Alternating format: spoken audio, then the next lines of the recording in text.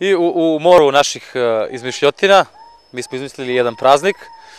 To je dan podgrevanja hrane.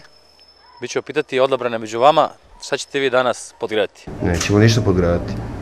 Ne mislimo ništa, podgrevamo samo pizza peć i pravimo sve sveže. Podgrevana hrana nije ispravna i ne može da se podgreva u našem eminentnom lokalu. Ja ću da podgrejem danas boraniju. Podgreću sarmu što sam juče kuvala. Pošto je svjetski dan zagrevanja hrane, najbolje je da se zagreva zdrava hrana. Pa i supu i... Ja ništa, supruga će podgrejati sarmu. To je za danas. I čorbu. To je za danas. Obično ja kuvam. Ja danas neću. Mora da se podgreje. Ja danas neću. Ako rano ujutro spremim, onda mora za ručak da se podgreje. Ništa neću podgrejati. Mora da se podgreje. Kuvano imam. Da, imam ručak od juče pa ću podgrejati ručak od juče. Spremit ću danas...